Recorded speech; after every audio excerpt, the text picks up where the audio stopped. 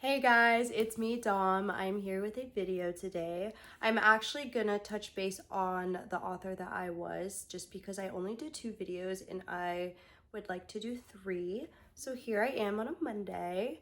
I actually recorded the video last night, but it was just too embarrassing because I was getting some dinner with my friends and the video was just very chaotic and I was like, I cannot post this. Like this is too realistic, I guess. And not that I don't mind sharing that, but I feel like I've always like the setting's always calm and relaxed.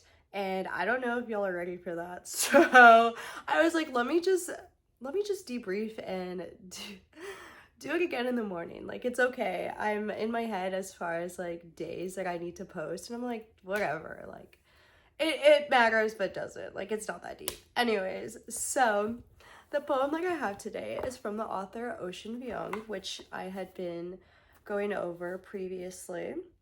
This is going to be the 3rd poem from him, and before I get into it, I just want to preface that out of all the poets that I have gone over, besides the classics, this is the only author that has really caught my attention where I was like, oh, like I really want to like know more or keep up with their work, especially since he is still making work. So I feel a little more inspired. So yeah. The poem that I'm going to be reading from him is titled A Little Closer to the Edge. So yeah, let's get started. Young enough to believe nothing will change them, they step hand in hand into the bomb crater, the night full of black teeth, his faux Rolex, weeks. From shattering against her cheek, now dims like a miniature moon behind her hair.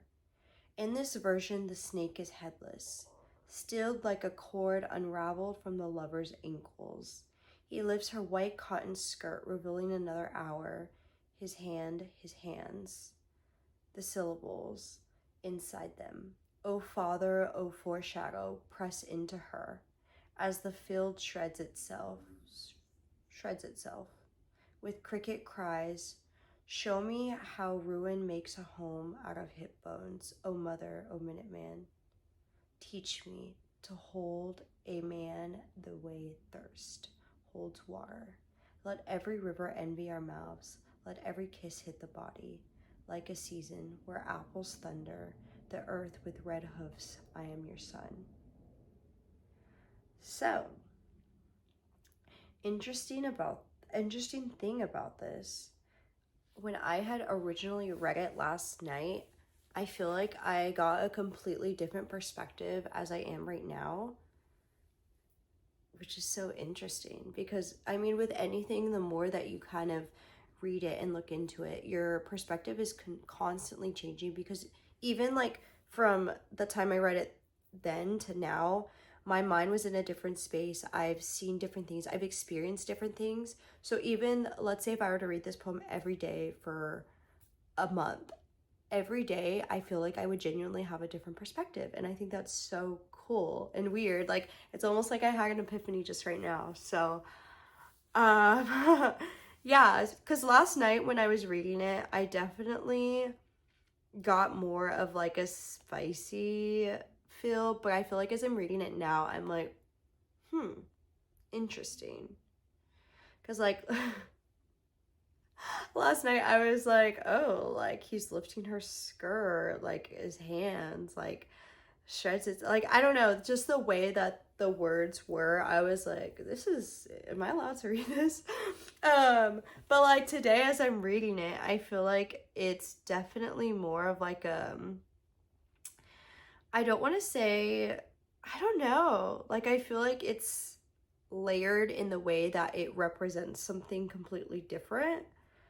Like it's saying these specific words, but its meaning is the opposite, if that makes sense.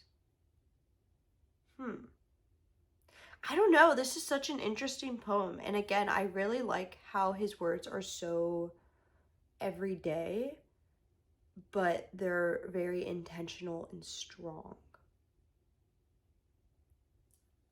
That's so interesting. But no, I feel like so when I read the title, A Little Closer to the Edge, I automatically think of something very like scary is about to happen or interesting, or just like anytime I hear the word edge, my automatic response is like daring. Like daring, something's gonna happen. Like you're on the edge. You're on the edge of like I in my head I'm like I'm standing on the edge of a cliff. That's where my mind automatically goes. But then as you read it, you know, it's talking about, you know, shattering against her cheek. The snake is headless, stilled like a cord unraveled from a lover's ankles.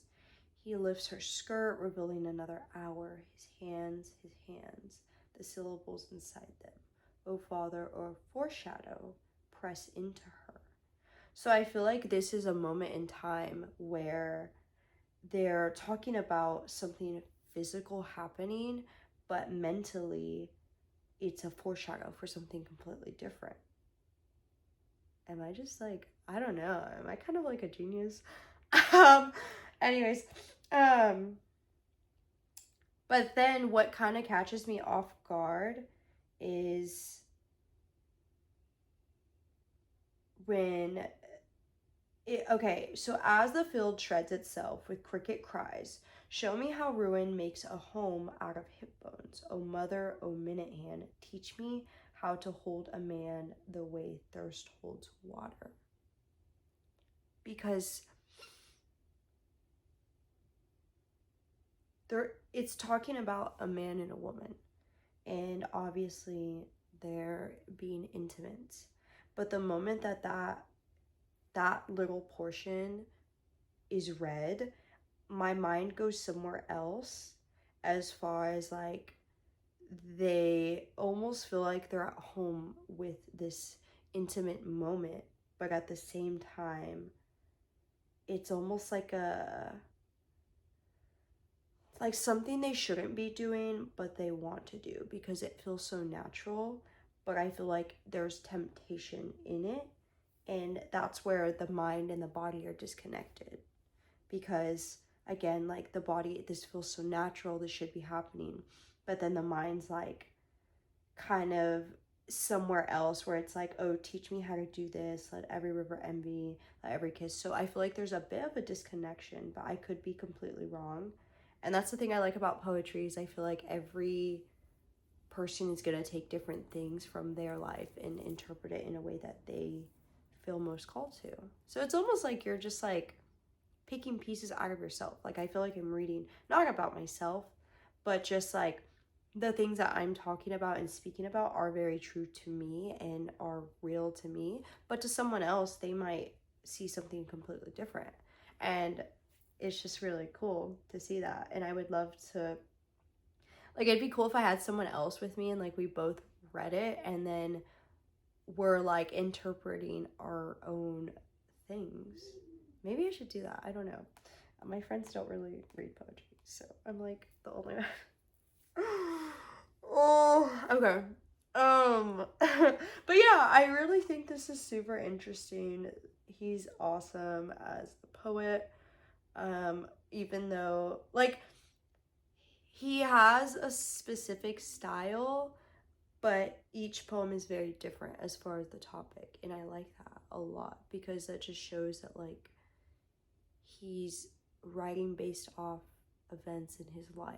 Because as a human being, we are so multifaceted, and I think it's such an amazing thing that we are capable of that we're not just this one dimensional, you know, like.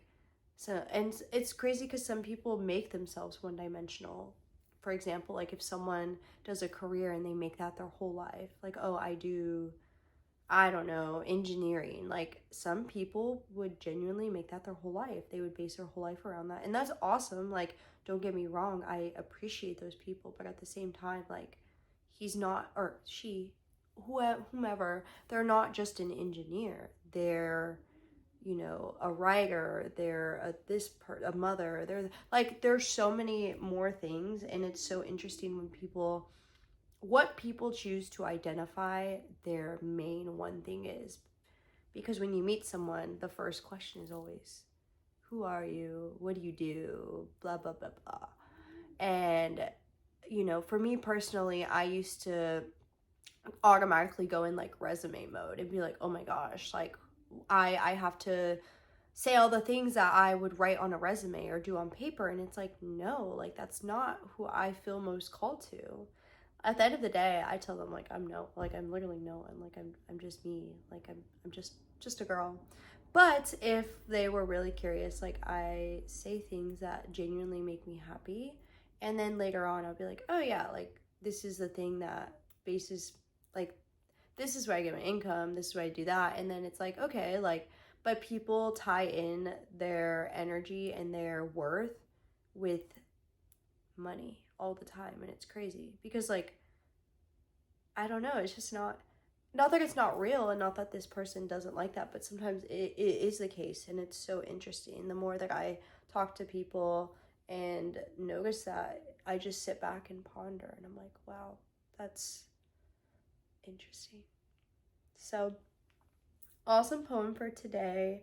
I hope y'all have a great Monday. I know it is St. Patrick's Day, so that's also really cool. I'm not wearing green right now. Oh, kind of. I have green here. But I'm gonna go ahead and celebrate with friends and just catch up and oh my gosh, my hair's a mess. Just live life, you know. So yeah. Thank you for listening, and tomorrow I will be discussing another author. I don't know who yet. We'll find that out. So yeah, bye.